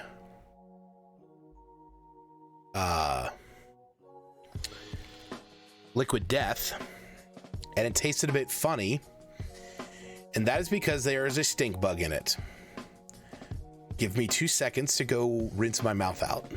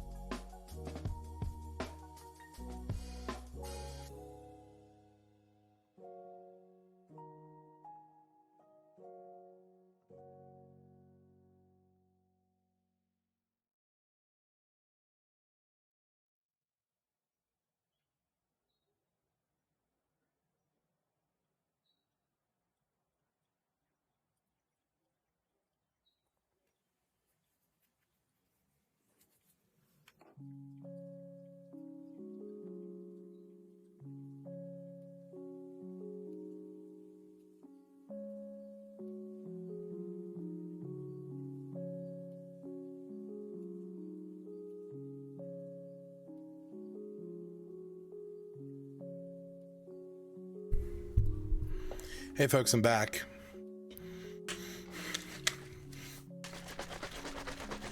I had that happen with a ladybug not that long ago. It was so gross. Yeah, well, ladybugs don't smell like pennies. Ugh, that was awful. That sucked. All right, back to what's happening here.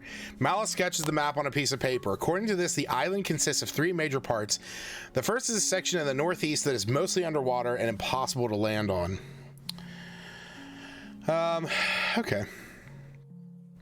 Well, you know, we're gonna end Maloth's story very quickly. Maloth turns to Terry.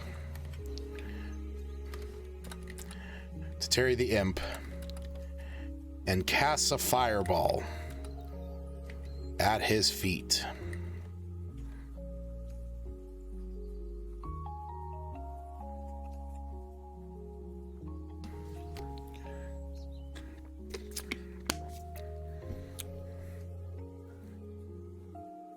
Oh. You command Terry the Imp to summon a fireball in his hands. He obeys. You hurl the ball at the ground in the northeast section of the island. All right. Walk over to the crater. Walk over to where the fireball landed.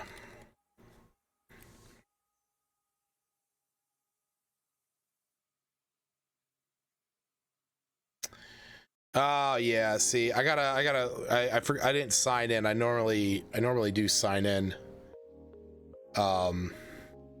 but yeah, I mean, you get the idea. So if you are ever curious about this, it's kind of fun to play with this.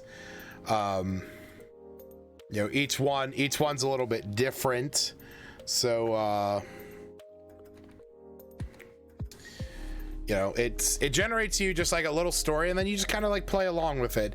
It's not perfect, and let me tell you that. I actually at one time thought about doing streams or like videos where I would go on like Omegle. Oh, beer back still up. Where I would go on like Omegle or something and like use this to like DM people, or like use this to like run a one shot, and it's just rough. You are Harold, a rogue living in the kingdom of Larry, and you have a long steel dagger and a length of rope. You walk down the city street looking for somewhere to steal from. You look around and see a large house perfect for your needs. You approach the house trying to not look conspicuous. You reach the house, walking quietly up to the door. You slowly push the door open, stepping inside. What do you do? Walk through the house looking for anything of value.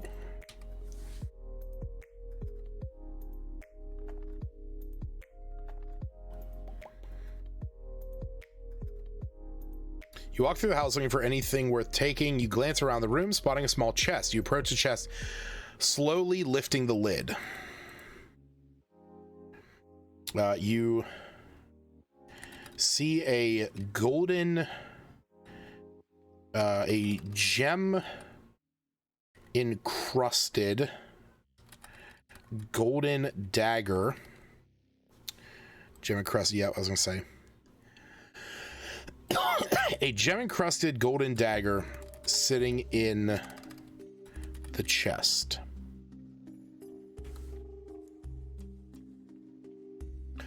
Whoa, that says AI art?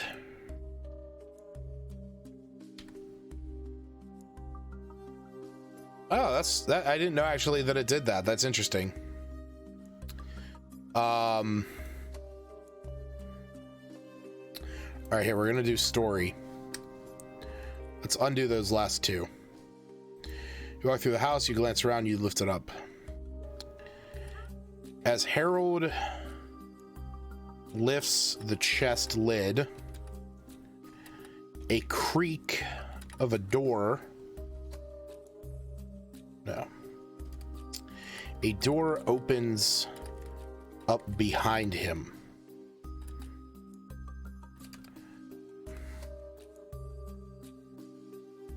See what this does. Yeah, apparently it made an image. I actually did not know that this could make an image. It was very pixelated. He quickly turns, drawing his dagger from his back pocket. A small man walks out of the door, pointing a pistol at you. Harold drops the chest lid, stepping away from the chest. What do I say? Who are you? Here we're gonna do. Easy now. I meant no harm.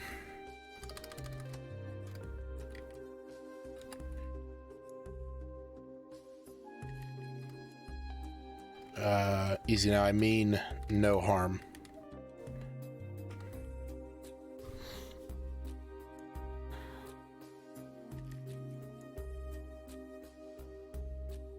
I know that, but I have to be sure. Give me your dagger. Harold turns the dagger over the man. He looks at it for a moment, examining the blade.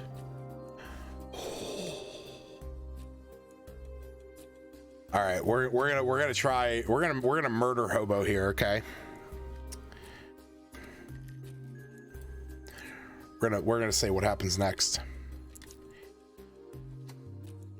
Harold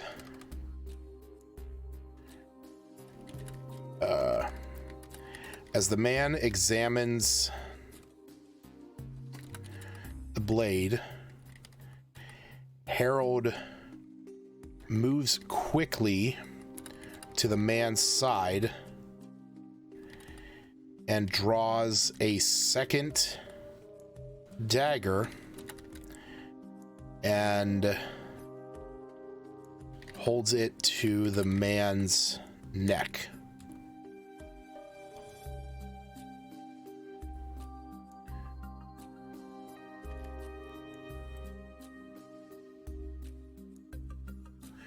See what happens here.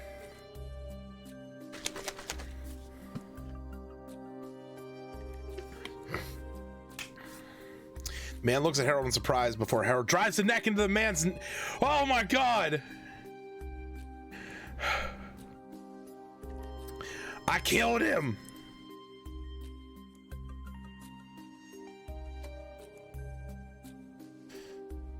You look on horrified. You feel sick. Come on. Look into the chest.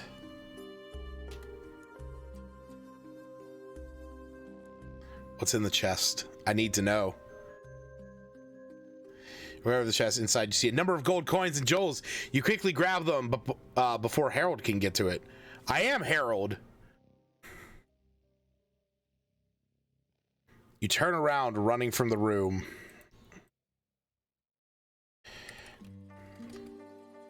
Why's my O key double pressing sometimes? That's weird.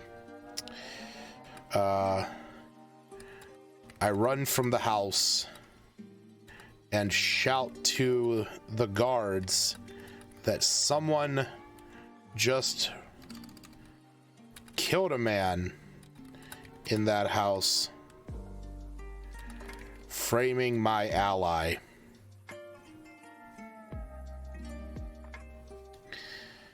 I don't know who my ally here is here in this moment, but we'll see what we can do. Run! You quickly run from the house and the guards turn their attention. You quickly start running away, but the guards call out to you and a few others approach. All right, here we go. We're going magic time. Harold pulls out a spell book from his bag and begins to cast a teleportation spell.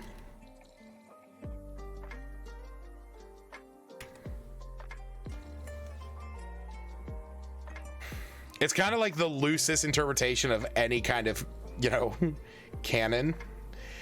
Get out of here, you idiot, you shout. You feel the teleportation spell hit you, and you appear far away from the scene of the crime.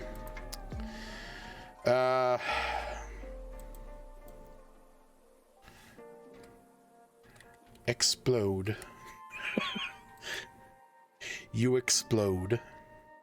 I don't know what's actually going to happen here. I'm quite curious. You explode. The blast throws you several feet into the air. You float there in a cloud of smoke and fire. You feel the heat wash over you, burning you from the inside out. You die.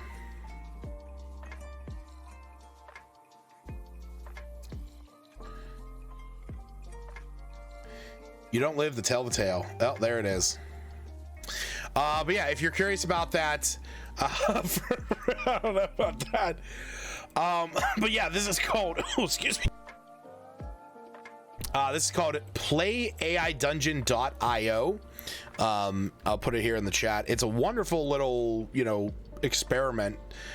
Give it a try. It's got all kinds of stuff depending on what you're into.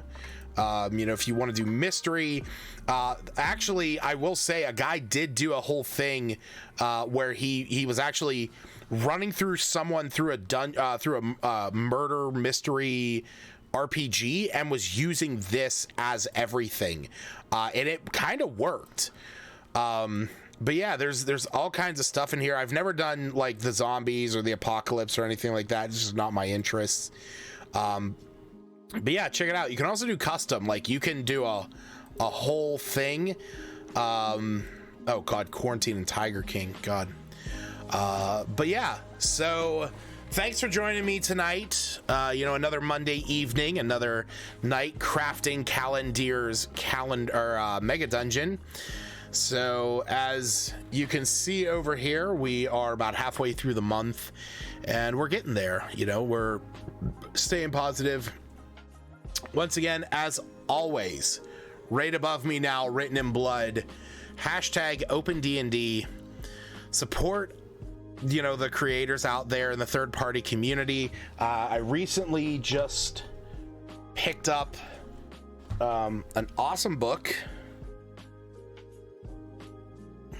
If my second camera would actually click on.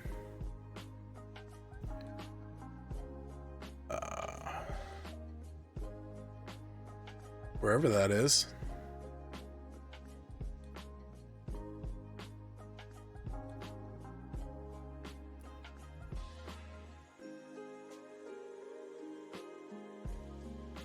Nope, not that.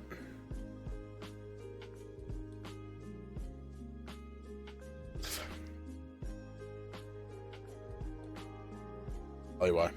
I actually technically didn't have it connected. Here we go. Well, hey, there we go. So, I actually just picked this up the other day. So this is Tales from the Shadows. This is a 5e compatible module. I think I talked about it a little bit the other day, but this is from Kobold Press. So what I'm really talking about was support your local game stores, support your third-party content makers, folks like Kobold Press, Monkey DM, all those.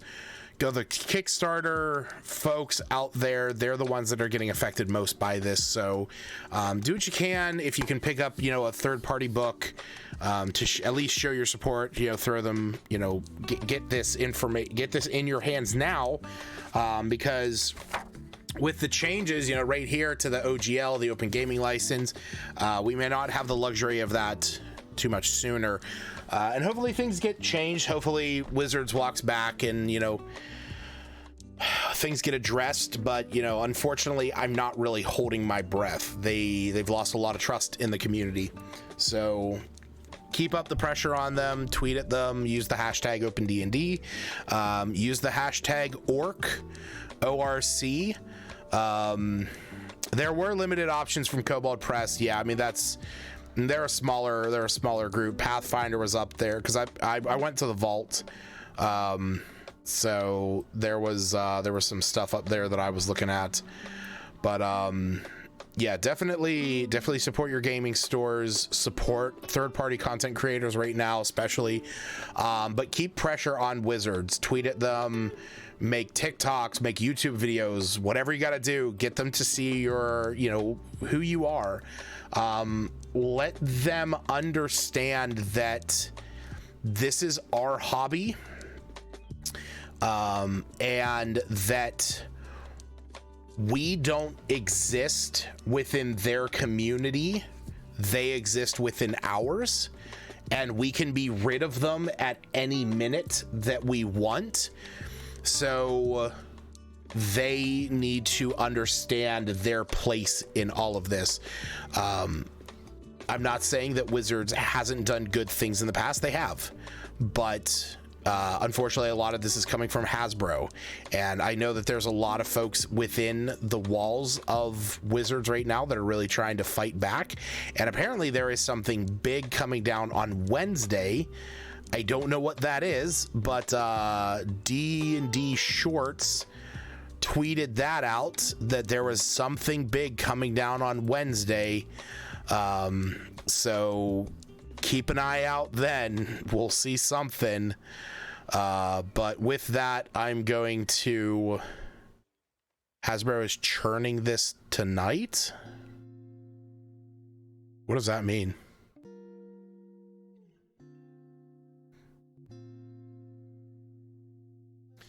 What do you mean Hasbro is churning this tonight?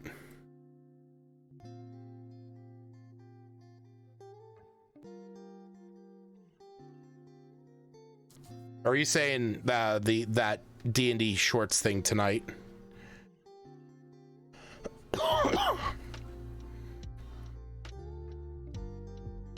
Oh. Okay. But yeah, so like I said, keep an eye out on his Twitter, on his YouTube. He's doing something where he tweeted out a few hours ago. Oh, Roll for Combat is tonight, yeah. But D&D Shorts tweeted out a few hours ago. I'm gonna put it up here. on the screen. So right there, just finished the script to my At Wizards expose to release Wednesday. This is far bigger than the OGL. The truth from insider sources verified by me, Noah Downs, also known as my lawyer friend. And sources confirmed by It's Ginny D and Ted from Nerd Immersion. So we got something big coming down. If this is, and I think Ted may have, yeah, just wanted to throw my hat in the ring on this as well. From my sources, I've seen the same things and confirm what both these gentlemen are saying. So, and I know this, yeah, this has a lot to do with the fact that Wizards apparently is making a new tier structure for D&D Beyond, where it's $30 a month for the highest tier. That they'd be deauthorizing the OGL 1.0A, banning homebrew at base tiers. So apparently if you are free, if you just have an account, even though like I as a DM who pay the, however much a month for D&D Beyond, even though that is the case, I would not be able to give my players homebrew, and then strip down gameplay for I don't know what AI DMs mean, like strip down gameplay for AI DMs, unless that means like, the using the virtual tabletop through there. But I don't know. So, like I said, just keep an eye on this on D&D Shorts' Twitter account. I'm going to put that up in here. So go follow him. Go keep an eye on things. I haven't used Twitter as much as that I have in the last 2 weeks. So yeah, microtransactions are as expected. Yeah, those are expected. I mean, that was a thing. Even whenever they announced the VTT to start with, I already had that in the back of my head. I knew that they were going to do something with it. Be that like, okay, you pay $10 a month, you get access to the VTT. If you are a player and you're in a, like, I could see them doing it where before they kind of went like, crazy, I could see it where for $10 a month, you get access to the virtual tabletop, and you can have one or maybe like 2 or 3 campaigns associated with a virtual tabletop. And any of your players in that could access the VTT, even if they were free. And then from there, you could have the microtransactions kind of kick in. So if you as the DM wanted certain monster tokens, you could do those. You could buy like a kobold pack or a goblin pack or an orc pack or an elf pack, dwarves, gnomes, whatever the case may be. As for your players, they could buy certain packs as well. Maybe they buy an elven fighter or a Goliath ranger, something like that. That would cost some money. I also had thought that they might do something where they partner with Hero Forge, where you can make a Hero Forge token and then import that into there. That would be really cool. And like, you basically just pay, $5 or something like that, or, $10 to get your specifically made token into the virtual tabletop. Because that's not out of the question with something like Tabletop Simulator. If I was... Hero Forge, I don't think they could force Hero Forge to do anything. Hero Forge is their own thing. And Hero Forge has their own subscription service, so that would add a lot of levels. But why is Order 66 trending in the US? That's fucking weird. But yeah, like I said, this was all back whenever they first announced their VTT. I kind of had these thoughts as it was. But yeah, I think with that, you know, I think that's where I'm going to call it. Like I said, keep an eye on D&D Shorts' Twitter account over the next couple days. There might be something crazy coming out. But for us for tonight, I'm going to leave you folks. So thanks for hanging out with me. We got through another week of the year, another handful of rooms for Calendyr's Mega Dungeon. I will see you guys on Thursday for the first 15. I will see you guys on Sunday for P5, and then I'll see you guys next week for another episode of Calendyr's Dungeon. So thanks for hanging out. Again, really appreciate that. I will see you guys later, and enjoy your evening, and have fun with D23. Peace out.